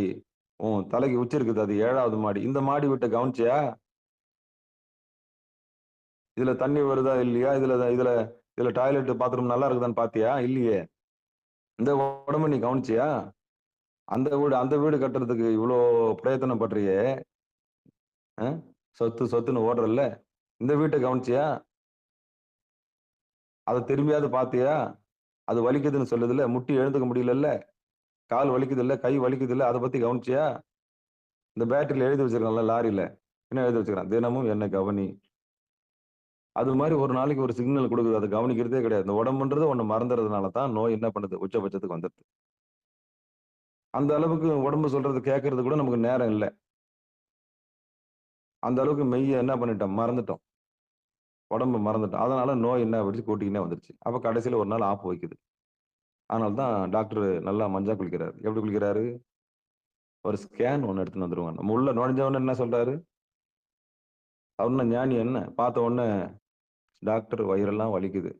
உடனே அவரு என்ன பண்ணுவாரு? நாக்க நீட்ட சொல்லுவாரு. கண்ண பார்ப்பாரு. நீங்க என்ன பண்ணுங்க, பக்கத்துல ஒரு ஸ்கேன் ஒண்ணு எடுத்துட்டு வந்துருங்கன்னுவாரு. அவரு எத நம்பி இருக்கிறாரு அப்போ? அந்த ஸ்கேன நம்பி தான் இருக்கிறாரு. அந்த ஸ்கேன் வந்த பிறகு தான் சொல்லுவாரு. உங்கள வயித்துல சின்னதா கல்லு ஒண்ணு உற்பத்தி ஆயிருக்குதும்மா. ம். கணையத்துல ஒரு சின்ன பிரச்சனை இருக்குதும்மான்னு. அப்ப எத பார்த்து சொல்றாரு அவரு? ரிப்போர்ட்ட வச்சு தான் சொல்லுவாரு. அப்ப நீங்க என்ன பண்ணுவீங்க? மொய் எழுதுவீங்க. எங்க போயிட்டு? டாக்டர் கிட்ட போய் மொய் எழுதுவீங்க. நான் என்ன சொல்றேன், இந்த உடம்புன்ற ஒரு மொழி இருக்குது. அந்த உடம்பு சொல்ற மொழிய நம்ம சரியா கேட்டோம்னா, நாம ஏன் டாக்டர் கிட்ட போணும்? நாம ஏன் டாக்டர் கிட்ட போணும்? அப்ப இந்த உடல் பேசுகிற மொழி, இந்த மனம் பேசுகிற மொழிய நாம தெரிஞ்சுக்கிட்டோம்னா, அப்புறம் இந்த உயிருக்கு உபாயம் அத விட வேற என்ன இருக்க போது? வேற என்ன இருக்க போது? அது கேட்கணும். அந்த லேங்குவேஜ் என்ன சொல்ல வருது? இந்த உடம்பு என்ன மொழி சொல்ல வருது? இந்த பாடி லாங்குவேஜ்ன்னு சொல்றாங்கல்ல, இந்த பாடி லாங்குவேஜ். அது என்ன சொல்ல வருது? அதுக்கேத்த மாரி நம்ம வாழ்ந்தோம்னா, சிறப்பா வாழலாம். நோய் நொடி இல்லாம வாழலாம். அப்போ அணங்கற்ற மாதல்ன்னா, பொம்பளைங்கலாம் துரத்து ஓடக்கூடாது. ஒட்டி ஒட்டாம வாழ பழகணும். அப்படின்றது தான் அங்க செய்தி. 2வது அருஞ்சனம் நீவல் அப்படின்னா, சுற்றத்த உடனே கட் பண்ணிட்டு, ஒட்டி ஒட்டாம என்னன்னா என்னன்னு மட்டும் வச்சுக்கணும். சும்மா வழவழ கடகடன்னு நானே கொட கொடன்னு பேசிக்கிட்டே இருக்கக்கூடாது. அதுவும் அருளியல பத்தி பேசினா பேசலாம். உலகில் நிலையில்லாதத பத்தி பேசின்னு உட்கார்ந்திருந்தீங்கன்னா, நமக்கு நேர விரயம் ஏற்படும். என்னைக்கு திருவடி எதுன்னு தெரிஞ்சுக்கிச்சோ, அன்னைக்கே நீங்க நேரத்த வீணாக்கக்கூடாது. போற்றாதே ஆற்றனால் போக்கினேனே, போற்றாதே ஆற்றனால் போக்கினேனே. அப்ப எல்லாம் எந்த பாட்டு தெரிஞ்சாலும் புருவ மத்தியத்த பார்த்து பாடணும். கற்பனை என்றாலும், கற்சிலை என்றாலும், கந்தனே உனை மறவேன். கந்தனே உனை மறவேன். அந்த கந்தன் இருக்கிற இடம் புருவ மத்தியம். விஷயம் தெரிஞ்சவங்க என்ன பண்ணுவாங்க, அந்த புருவ மத்தியத்த பார்த்து பாடுவாங்க. அப்ப வீடுன்னா என்னன்னு தெரிஞ்சு போச்சு. கோயில்னா எதுன்னு தெரிஞ்சு போச்சு. சிவபெருமானுடைய திருவடின்னா எதுன்னு தெரிஞ்சு போச்சு. இந்த 3ம் தெரிஞ்சவங்க கப்பு சிப்புன்னு என்ன பண்ணணும்? கதவ சாத்தனமா, ஒரு கால மேல தூக்கி போட்டோமா, முதுகெலும்ப நேரா வச்சோமா, சின்முத்திரைய புடிச்சோமா, தெரிஞ்ச பாட்டு புருவ மத்தியில பார்த்து பாடணும். அவ்வளவுதான். பாட்டு முடிஞ்சு போச்சா? சிவபுராணம் தெரிஞ்ச மாரி 95 லைன் உங்களுக்கு சிவபுராணம் தெரியுதா? கரெக்ட்டா புருவ மத்தியத்த பார்த்து திருவடியில சமர்ப்பிச்சுருங்க. முடிஞ்சுதா? அதுக்கப்புறம் நிஷ்டையில உட்கார்ந்து அப்படியே ஏகாந்தமா பார்க்க ஆரம்பிங்க. இல்லன்னா பேச ஆரம்பிங்க. சாமி அப்படின்னு சொல்லிட்டு பேச ஆரம்பிங்க. ஏன்னா மனுஷங்ககிட்ட பேசுறத விட, தன்னுடைய ஆன்மா கிட்ட பேசுறது ரொம்ப உத்தமம். இறைவன்ட்ட பேசுறது உத்தமம். ஏன்னா மனுஷங்ககிட்ட குறை சொன்னோம்னா, அவங்க சொல்லி காமிப்பாங்க, பின்னாடி சிரிப்பாங்க. அத விட நீங்க கதவு சாத்துனோமா, கண்ண பூர்வ மத்தியத்த பார்த்தோமா, சாமிகிட்ட பேசுனோமா, அடுத்த லெவலுக்கு போயின்னே இருக்கலாம். அடுத்த லெவலுக்கு போயின்னே இருக்கலாம். இந்த மனிதர்கள நம்புறத விட, தன்ன தானே நம்பி இறைவன்ட்ட ஒப்படைக்கலாம். ஆமா. யார உற்றார்ன்னு நீங்க சொல்ல முடியும்? யார் மேல ரொம்ப அன்பு வைக்கிறோமோ, அவங்க தான் நமக்கு என்ன பண்ணிடுறாங்க? என்ன பண்ணிடுறாங்க? தண்ணி காமிச்சுடுறாங்க. எந்த சமூகம் நம்மள காப்பாத்தணும்னு நெனைக்கிறோமோ, அந்த சமூகம் தான் முதுகுல குத்துது. எத வாரிசுன்னு நெனைக்கிறோமோ, அதுதான் நம்மளுக்கு சாப்பாடு போட மாட்டேங்குது. எந்த வாரிசுக்காக ஓடி, ஓடி உழைச்சீங்களோ, அந்த வாரிசே கை விட்டுடுது. அனாதை இல்லத்துக்கு அனுப்புது. இதுதான் உண்ம. அப்ப என்ன பண்ணணும்? எது வீடு அப்படின்னு தெரிஞ்சுக்கணும். இந்த 7 மாடி கட்டடத்த காப்பாத்துற வழிய பார்க்கணும். அதுதான் தவம். அப்போ உலகியல் வீடுகள விட, நம்ப நம்ப உடம்புன்ற வீட்ட யார் ஒருத்தர் தக்க வைக்கிறாங்களோ, அதான் உடல் வளர்த்தேன், உயிர் வளர்த்தேனே. திருமூலர் சொல்றாரு. அப்படி இந்த 7வது மாடியில எவன் ஒருத்தன் ஏகாந்தமா இருக்கிறானோ, அவனே ஏகாம்பரநாதன். அவனே பரம்பொருளை அடைந்தவன். அவனே இறைவனுடைய திருவடி சிவனடியார்ன்னு சொல்லிடலாம். இந்த புருவ மத்தியத்தை தெரிஞ்சவங்க எல்லாமே சிவனடியார்கள் தான். புருவ மத்தியத்தை தெரிந்தவர்கள் எல்லாருமே சிவனடியார்கள் தான். பாவம் மத்தவங்க எல்லாம் அறியாமையில இருக்காங்க. அவ்வளவுதான். வேஷத்துல இருப்பாங்க. திருநீர் பூசியிருப்பாங்க, ருத்ராட்சம் போட்டிருப்பாங்க. 5 எழுத்து சொல்லி பாவம் தேடிக்கிட்டே இருப்பாங்க. தேடல்ல இங்க இருக்கிறாரா, அந்த கோயிலுக்கு ஓடுவாங்க, இந்த கோயிலுக்கு ஓடி எங்கெங்க ஓடி போய் பாவம். அந்த உயிர் என்ன பண்ணினது? அப்ப குருநாதர் கிடைக்கல அவங்களுக்கு. யார் கிடைக்கல? குருநாதர் கிடைக்கல. அப்ப குருநாதர் கிடைச்ச உடனே அவங்க என்ன பண்ணுவாங்க? ஓ! இதான் திருவடியா? இது தெரியாம நான் எங்கெங்கெல்லாம் போயிட்டு வந்தேன் அப்படின்னு கண்டுபிடிச்சு உட்காந்துருவாங்க. அப்போ ஒரு தவத்துக்கு தடையா இருக்கிறது இந்த மனைவி. மனைவின்னா சுற்றம். அதாவது அணங்கற்ற மாதல். அப்ப துரத்தல்ன்னு சொன்னா விட்டுட்டு ஓடுறது கிடையாது. பொண்டாட்டி புள்ளைய விட்டுட்டு ஓடுறது வாழ்க்கை கிடையாது. இருந்த இடத்துல இருந்து உண்மைதான் தொந்தரவு தான். மனைவியோட தொந்தரவு இருக்கலாம். தவத்துக்கு தொந்தரவா இருக்காத வரைக்கும் பிரச்சனை இல்ல. அவ்வளவுதான்.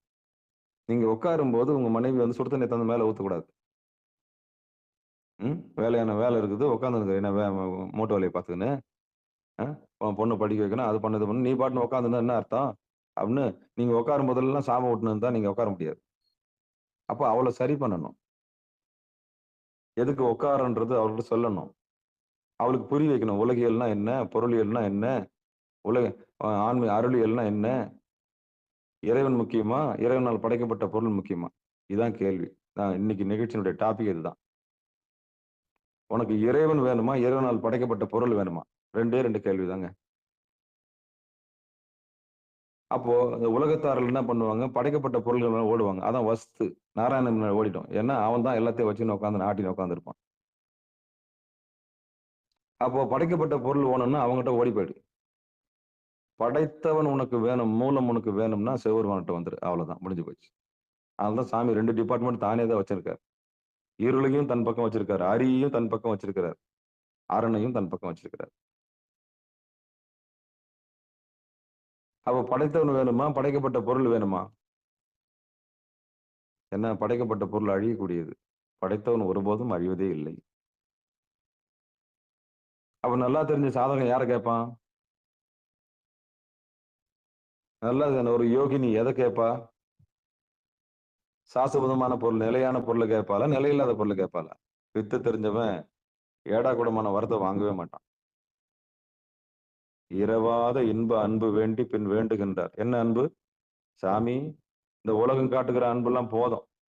என்னை ஏமாத்தி ஏமாத்தி நொந்து போனதெல்லாம் போதும். நொந்து நூலாயிட்டேன் நான். யானே போய் என் நெஞ்சும் போய் என் அன்பும் போய் இந்த காற்ற அன்பு இந்த வித்தை எல்லாம் போய் போதும். பொய்யாயனை எல்லாம் போயகல வந்தருளி சாமி இரவாத இன்ப அன்பு வேண்டி பின் வேண்டுகின்றார். பிறவாமை வேண்டும். மீண்டும் பிறப்புண்டெங்கில் உன்னை என்றும் மறவாமை வேண்டும். இன்னும் வேண்டும் நான் மகிழ்ந்து பாடி அறவா நீ ஆடும் பொழுது நின் அடியின் கீழ் இருக்க என்றார். அப்ப இதைத்தான் கேட்டு வாங்கணும் நம்ம. பொண்டாட்டி புள்ளிலாம் விட்டு ஓடுறது இல்ல. அணங்கற்ற மாதல் விட்டுட்டு ஓடுறது இல்ல. மனை வாழ்க்கையை விட்டு ஓடுறது இல்ல. இருந்த இடத்துல இருந்து சமாளிச்சு அப்ப தவத்துக்கு அப்ப மனைவிக்கு புரிய வைக்கணும். இது உலகியல்டி, இது நிலையில்லாத பொருள், இது நிலையான பொருள் அப்படின்னு அவளுக்கு புரிய வச்சு அவளையும் தவத்துக்கு கொண்டாந்து நிலையானது எதுன்னு சொல்லி ஒரு கணவன் சொல்ல கேட்டு வந்துட்டாள்னா அதுதான் சொர்க்கம். கஞ்சோ குழோ ₹1 ₹2 இருக்கிறத கொண்டு வாழணும்னு பழகிட்டாள்னா அவளை விட ஒரு உத்தமி வேற யாருமே கிடையாது. ஆமா, அவ சொர்க்கம். அவ இருக்கிற இடம் சொர்க்கம். ரொம்ப மன நிறைவு உள்ளவ. போதும் என்கிற மனம் போதும் என்ற மனமே பொன் செய்யும் மருந்து. அவளுக்கு அந்த ஒரு உலகியல் பொருளியல் மேல ஆசையா இருக்காது. ரொம்ப நிறைவா இருப்பா. அவகிட்ட வாங்கி சாப்பிட்டோம்னா ஒரு பெரிய நிறைவு ஏற்படும். ஒரு சாந்தம் ஏற்படும். தவம் கூடிடும். பேய் மாதிரி அங்கலாப்பு உள்ளவகிட்ட போய் சாப்பிட்டோம்னா என்ன ஆகும்? நமக்கும் அதே புத்தி தான் வரும். ஏன்னா அவளும் பேய் மாதிரி அது வேணும், இது வேணும், அங்கலாப்போட சாப்பாடு செய்வா. அப்ப அந்த சாப்பாடு எப்படி இருக்கும்? அந்த சாப்பாடு எப்படி இருக்கும்? யோசிச்சு பாருங்க. அவங்க கையில சாப்பாடு சாப்பிட்டு எப்படி இருக்கும்? அதே ஆசை நமக்கு ஒட்டிக்கும். அப்ப யார் கையில சாப்பிடுறோமோ அவங்க குணம் நம்மளுக்கு நிச்சயம் வரும். அதுல எந்த மாற்று கருத்தும் கிடையாது. அதுல கொஞ்சம் எச்சரிக்கையா இருக்கணும் நம்ம. அப்ப அவங்களுக்கு புரிய வைக்கணும். உலகியல்னா என்ன? அருளியல்னா என்ன? திருவடின்னா என்ன? நிலையில்லாத தேடி நான் போக வேணாண்டி. நிலையானது இதுதான். அப்ப சாமிகிட்ட ஒப்படைச்சுட்டு சாப்பாடு செய்யி. அப்ப ரொம்ப பக்குவப்பட்ட ஒரு பெண் இருக்கிறாங்கன்னு வச்சுங்களேன். இருக்கிறத கொண்டு வாழ பழகிட்டாங்க. அதுதான் சொர்க்கம். அவங்க எந்த உலகத்தையும் போய் தேட வேண்டிய அவசியமே இல்ல. எந்த பொருளையும் தேட வேண்டிய அப்ப மகிழ்ச்சிய அவங்க உள்ள கண்டுபிடிச்சுருவாங்க. சின்ன சின்ன விஷயங்கள்ல அவங்க ரொம்ப மகிழ்ந்து ஆனந்தமா இருக்க பழகிக்குவாங்க. அப்ப மன நிறைவா வாழ பழகிட்டவங்க பொன் செய்யும் மருந்த அவங்க கண்டுபிடிச்சுட்டாங்க. அவ்வளவுதான். அவங்க அவங்க உண்டு, அவங்க தவம் உண்டு, அவங்க வாழ்க்கை உண்டு, அவங்க வீடு உண்டு, அவங்க பசங்க உண்டு அவ்வளவுதான். குழந்தைங்களையும் பக்குவத்தோட வளர்த்துருவாங்க. ரொம்ப அதிகமா ஆசைப்பட விட மாட்டாங்க. எது உண்மைன்னு திருவடிய காமிச்சு குடுத்துருவாங்க. ரொம்ப நிறைவா இருப்பாங்க. ஒரு பல்கலைக்கழகம் போல அந்த வீடு இருக்கும். ஏன்னா, நிலையில்லாதது எது, நிலையானது எதுன்னு அவங்க தெரிஞ்சு வச்சிருப்பாங்க. அப்போ அவங்களுக்கு பக்தி இருக்கும். அங்க வைராக்கியம் இருக்கும். எல்லாரும் திருவடி மேல ஒரு நாட்டமா இருக்கும். அந்த குடும்பமே ஒரு பல்கலைக்கழகமா இருக்கும். எதுக்குமே வீணான பொருள். 3வது மனுஷன பத்தி பேச மாட்டாங்க. சலனத்த உண்டு பண்ண மாட்டாங்க. அப்படிப்பட்ட ஒரு குடும்பம் தான் அற்புதமான குடும்பம். அப்படிப்பட்ட இல்லறம் தான் நல்ல இல்லறம். அந்த இல்லறத்தினுடைய மாண்பு என்ன? அடியார்களுக்கு உணவளித்தல், விருந்தோம்பல் செய்தல். அப்ப இவ்ளோ வீடு கட்டி, இவ்ளோ இது பண்ணி, அடியாருக்கு சாப்பாடு போடலன்னா, நீ என்ன வீடு கட்டி என்ன பிரயோஜனம்? என்ன சொத்து சேர்த்துன்னு? அதான் சொன்னேன். சிவனடியார்களுக்கு உதவாத சொத்து கொல நாசத்த உண்டு பண்ணும். உயிர்களுக்கு அதாவது சிவபெருமானுடைய அடியார்களுக்கு உதவாத சொத்து ஆபத்தான சொத்து. ரொம்ப ஆபத்தானது. அடியார்களுக்கு பயன்படணும் அவ்வளவுதான். அடியார்களுக்கு பயன்படாத அந்த சொத்து எதுக்கு? வேஸ்ட் அது அவ்வளவுதான். அப்போ நல்லா தெரிஞ்சவங்க என்ன பண்ணாங்கன்னா, அன்னதானம் பண்ணாங்க. சாதுக்களுக்கு வஸ்திரங்கள் எடுத்து குடுத்தாங்க. உணவு எடுத்து குடுத்தாங்க. அவங்கள வாழ வச்சாங்க. அதுக்கு தான் இல்லறத்தினுடைய மாண்பு என்னன்னா, விருந்தோம்பல்.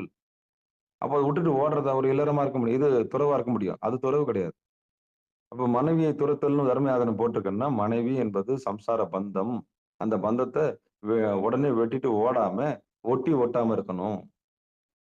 ஒட்டி ஒட்டாம இருக்கணும். அடுத்த சுற்றத்த ஒட்டி ஒட்டாம இருக்கணும். சுற்றம் என்பது எப்படி இருக்கும்? குற்றம் சொல்லின்னு தான் இருக்கும்.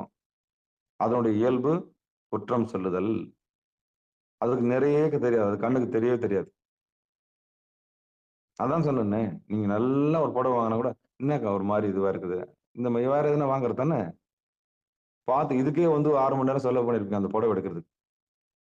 ஆனா நோகாம என்ன பண்ணிட்டு போயிடுவாங்க? விமர்சனம் பண்ணிட்டு. அதான் சுற்றம். இனி அந்த சுற்றத்தினுடைய பேச்ச நீங்க வாய விட்டு கூட, காது குடுத்து கூட கேட்கக்கூடாது. அப்போ ஆன்மீகத்துக்கு தடையா இருக்கிறது இந்த சுற்றம் தான். அப்ப அந்த சுற்றத்த எப்படி சமாளிக்க பழகணும். ஏன்னா அவங்க அறியாமையில் இருக்கிறார்கள். அவங்களுக்கு அருளியல்னா என்னன்னு தெரியாது. திருவடின்னா என்னன்னு தெரியாது. சிவபெருமான் என்னன்னு தெரியாது. அன்புன்னா என்னன்னு தெரியாது. கருணை என்னன்னு தெரியாது. அதுக்கு தேவை குற்றம் சொல்லிக்கினே உட்கார்ந்திருக்கணும் அவ்வளவுதான். விமர்சனம் பண்ணிக்கினே இருக்கிறது தான் அதோடைய வேலை. அப்ப இதுக்கெல்லாம் பார்த்து பயப்படக்கூடாது. அப்ப 2வது லைன் என்ன சொல்லுதுன்னா, "வனங்குற்ற கல்விமா ஞானம் மிகுதல்." அப்ப சிவபெருமானுடைய திருவடியை அடையறதுக்கு உண்டான நூல்கள தேடி தேடி படிக்கணும். முதல்ல மனைவியை துரத்தல்னா, உள்ள இல்லறத்துல இருக்கக்கூடிய பற்றற்ற நிலைமையை கொண்டாந்துரணும்.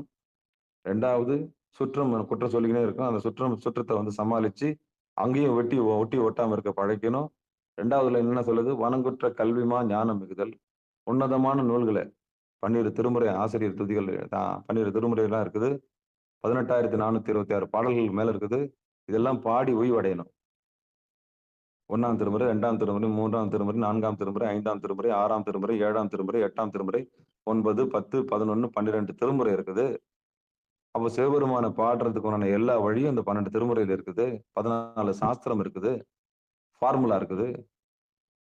கிறிஸ்தவர்களுக்கு பைபிள் இருக்குது. முகமதியர்களுக்கு குரான் இருக்குது. நமக்கு என்ன இருக்குது? 12 திருமுறை இருக்குது. இத ஒளிச்சு வச்சுட்டானுங்க பாவிங்க. சத்தியத்த என்ன பண்ணிட்டானுங்க? ஒளிச்சு வச்சுட்டானுங்க. இன்னைக்கு வரலும் அத வாங்கி வைக்கணுன்ற அறிவே இல்லாம தான இருக்கிறோம். நமக்கு சாஸ்திரம் எது? நமக்கு வழி எது? இந்த 12 திருமுறை தான். நமக்கு பைபிள் எது? இதுதான். அததான் நம்ம வாங்கணும். இந்த 12 திருமுறை தான் நம்ம வாங்கி வச்சுக்கணும். 18,426 பாட்டு. நமக்கு வசனம் அதுதான். நமக்கு கீதை அதுதான். நமக்கு உண்மை அதுதான். அதுல விட சத்தியத்த வேற எதுவுமே இல்லவே இல்லையே! அதான் வழிபாடு. அப்ப எங்க பார்த்து வழிபாடு? புருவ மத்தியத்த பார்த்து வழிபாடு செய்யணும். இந்த உண்மைய அததான் அந்த நூல வனங்குற்ற பணிஞ்சு வாசிக்க வேண்டிய நூல வாசிச்சு உண்மைய தெரிஞ்சுக்கணும். அதான் தேவாரம், திருவாசகம். சினங்குற்ற வாயார்தம் சித்திதாம் கேட்டல். அப்படி யார் ஒருத்தர் தன்னை அடக்கி, தன்னுடைய சுற்றத்தெல்லாம் கடந்து தன்னுடைய மனைவி மக்கள் எல்லாத்தையும் கடந்து ஒட்டி ஒட்டாம வெற்றி பெற்று தவத்துல கூடி இருக்கிறாங்களோ, அவங்க அட்டமா சித்தி பெற்றிருப்பார்கள். அவங்க கிட்ட போய் வாய் தொறந்து கேட்கணும். அண்ணா இது இப்படி இருக்குது என்ன பண்ணலாம்? என் நிலைமை எப்படி இருக்குது? நான் ஆணவத்துல இருக்கிறேனா, கன்மத்துல இருக்கிறேனா, மாயையில இருக்கிறேனா? எனக்கு ஒண்ணும் தெரியலண்ணா. மனம் விட்டு பேசணும். ஆனா பசுன்னா என்னன்னா, பதின்னா என்னன்னு தெரியலண்ணா. சித்தாந்தம்னா என்னன்னு தெரியல. தேவாரம்னா என்னன்னு தெரியல. சிவபெருமான எப்படின்னா கும்பிடணும்? அப்படின்னு தெரிஞ்சவங்க கிட்ட போய் என்ன பண்ணணும்? கேட்கணும். உனக்கு தான் ஈகோ இடிக்குதே. ஆணவம் இடிக்குது. ஆணவம் இடிக்கிற வரைக்கும் நீ போய் எப்படி கேட்ப? உனக்கு தான் தேடல் இல்லையே. நீ தான் உலகத்து பொருள விரும்புறியே. நீ தான் உலகத்து பொருள விரும்புறியே. நிலையில்லாத பொருள விரும்புறவன் எப்படி போய் ஆண்டவன பத்தி கேட்க முடியும்? அப்ப இந்த மனிதர்கள் எல்லாரும் நீங்க கூறு போட்டு பாருங்க. ஒரு கணம் கூறு போட்டு பாருங்க. பரபரப்பான இந்த உலகத்துல எதெல்லாம் நிலையானத நோக்கி ஓடுது பாருங்க. பாவம் ரோபோ மாரி இருக்கும். நீங்க காலையில இருந்து மாலை வரைக்கும் நோட் பண்ணி பார்த்தீங்கன்னா தெரியும். பாவம் சிவசிவா. ஏன் ஓடுறோம்? எதுக்கு ஓடுறோம்? என்னத்துக்கு ஓடுறோம்? ம். எதுக்காகவோ கமிட்மெண்ட்ல இந்த ஜனங்க ஓடுறத நீங்க பாருங்க பார்க்கணும். ரோபோ மாரி ஓடிட்டே இருப்பாங்க. அதெல்லாம் பார்க்கும்போது நம்ம எவ்வளோ மேல்ற சாமி.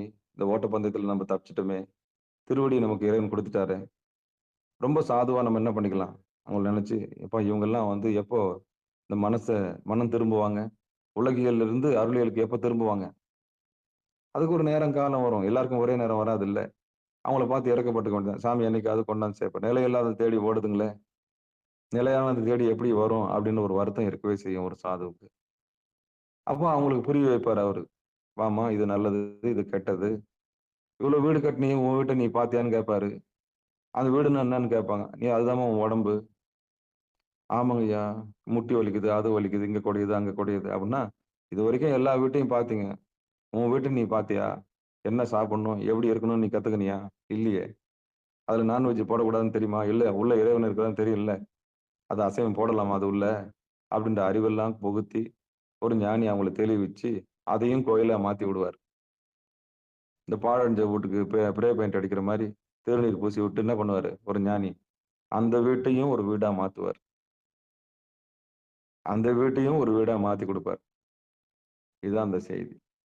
அப்ப இந்த 3வது வரி என்ன சொல்லுதுன்னா, "சினங்குற்ற வாயர்தம் சித்திதாம் கேட்டல்" அப்படின்னா, அந்த அந்த நெறிய ஒழுக்கம், இயமம், நியமம், ஆசனம், பிராணாயாமம், பிரத்யாகாரம், தாரணை, தியானம், சமாதி நிலையை அடைஞ்சு, அதோட வாழ்வான வாழ்வு பெற்று, அட்டமா சித்தி பெற்று, ஒ ஒ வீட்டுக்குள்ள இருந்தாலும் ரொம்ப சந்தோஷமா ஒட்டி ஒட்டாம வாழக்கூடிய ஞானிங்க கிட்ட போய் கேட்கணுமா.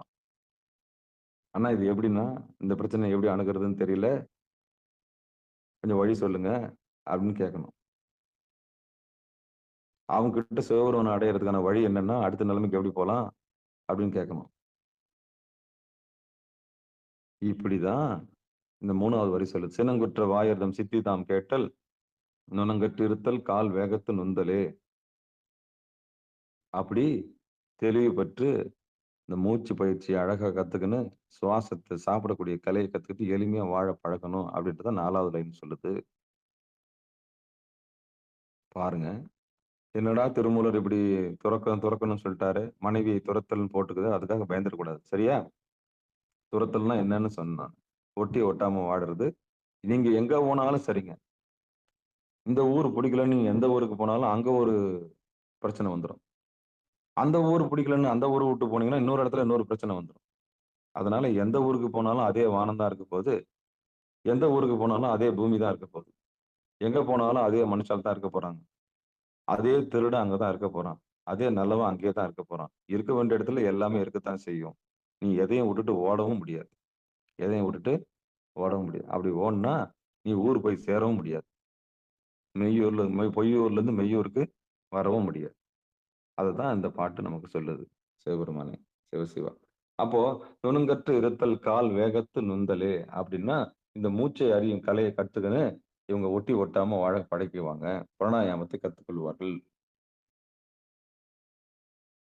அப்ப தான் உண்டு, தான் பணி உண்டு இருப்பாங்க. தவம் செய்வார், தன் கர்மம் செய்வார். தவம் செய்யாதவங்க, மத்தவங்க கர்மத்த எடுத்து செஞ்சுன்னு இருப்பாங்க. "என்ன சாமி சொல்றீங்க?" ஆமா. உங்கள நீங்க தெரிஞ்சுக்கினீங்கன்னா, உங்க கர்மாவ மட்டும் செய்வீங்க. உங்களுக்கு தெரியலன்னா, நீ இன்னொருத்தன் சொல்ற வேலையெல்லாம் செஞ்சுன்னு உட்கார்ந்திருப்ப. ஏன் செய்றோம்? எதுக்கு செய்றோம்? என்னத்துக்கு செய்றோம்? இந்த கர்மா நம்மளுக்கு உண்டானதா? இது யாருடைய கர்மா? இது செய்றதுனால பலன் யாருக்கு? அப்படின்ற அறிவே இல்லாம அடிமை செய்வீர்கள். அப்ப காலம் ஃபுல்லா இன்னொருத்தருக்காகவே உங்க காலத்த விரயமாக்கிட்டு இருப்பீங்க. இது எல்லாம் சுதாரிச்சு, யார் ஒருத்தர் இந்த மூச்சு பயிற்சிக்கு வந்துட்டாங்களோ, அவங்க தன்னுடைய சுவாசத்த மட்டும் பார்த்து, தன் தவத்துல மேலோங்கி இருப்பார்கள். தன்னுடைய சொந்த வீட்ல இருப்பாங்க. அவ்வளோதான். இந்த நிலைமைய தான் அவரு நம்ப திருமூலர் நமக்கு சொல்றாரு. அந்த பாட்ட இன்னொரு முறை பார்த்துடலாம். "அணங்கற்ற மாதல் அஞ்சனம் நீவல் வனங்குற்ற கல்விமா ஞானம் மிகுதல் சினங்குற்ற வாயார்தம் சித்திதாம் கேட்டல் நுணங்கற்று இருத்தல் கால் வேகத்து நுந்தலே."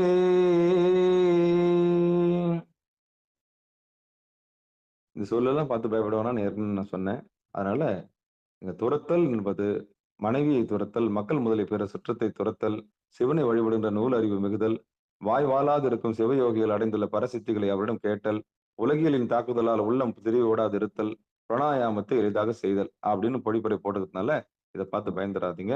எப்படி மனைவியை துரத்தல்ன்னு சொன்னா, ஒட்டி ஒட்டாம வாழறது தான் துரத்தலா இருக்குமே தவிர, விட்டுட்டு ஓடுறது துரத்தலா இருக்கடான்னு நம்ம விரிவா பேசிட்டோம். சரியா? திருச்சிற்றம்பலம். அடுத்து இந்த உலகியல் துன்பம் தரக்கூடியது தான். ஆமா. என்னதான் நீங்க ஏகாந்தமா இருந்தாலும், உங்கள சீன்றதுக்குன்னே திருப்பி திருப்பி வரும். நம்ம அக்கடான்னு தான் இருப்போம். செவனேன்னு தானே இருந்தேன். அப்படின்னு சொல்றாங்கல்ல. யார் வம்பு தும்புக்கும் போகாம செவனேன்னு தானே இருந்தேன்னு சொல்றாங்கல்ல. ஆமா. அப்படி இருக்கும்போது வரத்தான் செய்யும். அதையும் சமாளிக்கக்கூடிய ஆற்றல் தெரிஞ்சு, பிராணாயாமத்த தெரிஞ்சு, மூச்சு பயிற்சி நீங்க உண்டு, உங்க வேலை உண்டுன்னு பயிற்சி செஞ்சு, திருவடியில இளைப்பாறுதல் வேண்டும் என்று சொல்லி, இதுகாறும் பொறுமையாக கேட்ட அத்தனை உள்ளங்களுக்கும் மனமார்ந்த நன்றி சொல்லி, நமக்கும் ஒரு வாய்ப்பு கொடுத்த சிகாரம் சைவநெறி பாடசாலைக்கும் நன்றி சொல்லி, நிகழ்ச்சியை இனிதே நிறைவு செய்வோம். திருச்சிற்றம்பலம், தில்லையம்பலம். இந்த பாட்டினுடைய மொத்த சாராம்சம் என்னன்னா, துறக்கணும். ஆனா விட்டுட்டு ஓடக்கூடாது. சுற்றத்த வெறுக்கணும். வெறுக்கவும் கூடாது, விரும்பவும் கூடாது. ஒட்டி ஒட்டாம இருக்கவும் பழகணும். அப்ப சுற்றத்திலிருந்து எப்படி இருக்கணும்னு கத்துக்கணும். அடுத்து முக்கியமான நூல்கள படிச்சு, சிவபெருமானுடைய திருவடிய அடையறது எப்படின்னு தெரிஞ்சு வச்சிருக்கணும். அடுத்து அந்த தெரிஞ்சு வச்சுக்கிறவங்க கிட்ட போய் பணிஞ்சு கேட்கணும். அவங்க கிட்ட கேட்டு, எப்படி நீங்க நீங்க மட்டும் எப்படி பிரச்சனைய சமாளிக்கிறீங்க? எவ்வளவு பிரச்சனை வந்தாலும் நீங்க எப்படி ராஜா மாரி இருக்கிறீங்கன்னு கேட்டு அவங்க கிட்ட அந்த வித்தைய கத்துக்கணும். ஓ! இப்படிதானா அந்த ரகசியம். அப்ப நானும் பயிற்சி செய்றேன்னு சொல்லிட்டு அவங்ககிட்ட கத்துக்கணும். 4வது லைன் என்ன சொல்லுது? "நுணங்கட்டு இருத்தல்." அந்த உலகியல் வாட்டங்கள, துன்பங்கள சமாளிக்கக்கூடிய அந்த அந்த அந்த அந்த அந்த அதுல மயங்காம, இந்த உலகியல்ல மயங்காம, தன்னுடைய தவமும், தன்னுடைய தவ பயிற்சியும் கரெக்ட்டா செய்றது. இதுதான் திருமூலர் நமக்கு சொல்றாரு. இப்படி பண்ணோம்னா, நம்ம எளிதா சிவபெருமானுடைய திருவடியில ஏகாந்தமா இருக்கலான்றது தான் செய்தி சொல்லி நிகழ்ச்சியை இனிதே நிறைவு செய்வோம். வாழ்த்து. "மண்ணில் நல்லவண்ணம் வாழலாம் வைகலும், எண்ணில் நல்ல கதிக்கு யாதுமோர் குறைவிலை, கண்ணின் நல் அஃதுறும் கழுமல வளநகர், பெண்ணின் நல்லாளொடும் பெருந்தகை இருந்தது. தனம் தரும், கல்வி தரும், ஒரு நாளும் தளவறியா மனம் தரும், தெய்வ வடிவம் தரும், நெஞ்சில் வஞ்சமில்லா இனம் தரும், நல்லனையெல்லாம் தரும் அன்பர் என்பவருக்கே, கனம் தரும் பூங்குழலால் அபிராமி கடைக்கண்களே. ஆரிரு தடந்தோள் வாழ்க, அறுமுகம் வாழ்க, ஆரிரு தடந்தோள் வாழ்க, அறுமுகம் வாழ்க, வெற்பை கூறுசெய் தனிவேல் வாழ்க, உக்குடம் வாழ்க, செவ்வேல் ஏறிய மஞ்சை வாழ்க, ஆனைதன் அணங்கு வாழ்க, மாறிலா வள்ளி வாழ்க, வாழ்க சீர் அடியார் எல்லாம். வான்மிகில் வழாது பெய்க, மலிவலம் சுரக்க, மன்னன் கோன்முறை அரசு செய்க, குறைவிலாது உயிர்கள் வாழ்க, நான்மறை அறங்கள் ஒங்க, நற்றவம் வேள்வி மல்க, மேன்மைகொள் சைவ நீதி விளங்குக உலகமெல்லாம். மேன்மைகொள் சைவ நீதி விளங்குக உலகமெல்லாம். மேன்மைகொள் சைவ நீதி விளங்குக உலகமெல்லாம் என்று சொல்லி நிகழ்ச்சியை நிறைவு செய்வோம். மீண்டும் இன்று மாலை 6 மணிக்கு தவம் இருக்கிறது. அடியார் பெருமக்கள் நிலையில்லாத உலகத்திலிருந்து நிலையான சாஸ்வதமான பொருளை பெறுவதற்கு தவம் பயில ஒரு அரிய வாய்ப்பு. அடியார் பெருமக்கள் அந்த 6 மணி நிகழ்ச்சியில் கலந்து கொண்டு சிதம்பரம் இருந்து ஒலிக்கக்கூடிய அந்த மணியோசையிலே திளைத்திருக்கும்படி, உருவ நடுவிலே திளைத்திருக்கும்படி கூறி விடைபெறுகிறோம். நற்றுணையாவது நமச்சிவாயவே. திருச்சிற்றம்பலம், தில்லையம்பலம். அன்பர்களுக்கு ஆன்ம வணக்கம். நீங்கள் கேட்டுக்கொண்டிருந்ததும், பார்த்துக் கொண்டிருந்ததும் சிகாரம் சைவநெறி பாடசாலை என்கிற டெலிகிராம் சேனல் மூலம் ஒவ்வொரு நாளும் அதிகாலை 5:20 மணிக்கு திருநெறிய தமிழோசை என்கிற தலைப்பின் கீழே 12 திருமுறை பாராயணம் செய்து வருகிறோம். அந்த வகையில் சிவபெருமானுடைய பெரும் கருணையினாலே திருமூல நாயனார் இயற்றிய திருமந்திரம் என்கிற நூலினை ஒரு நாளைக்கு ஒரு பாடல் என்கிற வரிசையில் சிந்தித்து வருகிறோம். அந்த வகையில் நம்முடைய நிகழ்ச்சிக்கு வருகை தந்த சிறப்பு செய்த துணை அடியார் பெருமக்களுடைய பொன்னார் திருவடிகளையும் மனமொழி மெய்களாலே வணங்கி மனமார்ந்த நன்றிகளையும் சொல்லி நிகழ்ச்சியை இனிதே நிறைவு செய்வோம். நன்றி, வணக்கம். மீண்டும் இன்று இரவு 6 மணிக்கு, இன்று மாலை 6 மணிக்கு சந்திக்கலாம் என்று கூறி விடைபெறுகிறோம். நன்றி, வணக்கம். நற்றுணையாவது நமச்சிவாயவே. சிகாரம் சார்பாக மனமார்ந்த நன்றிகளை கூறி நிகழ்ச்சியை இனிதே நிறைவு செய்வோமாக. திருச்சிற்றம்பலம், தில்லையம்பலம்.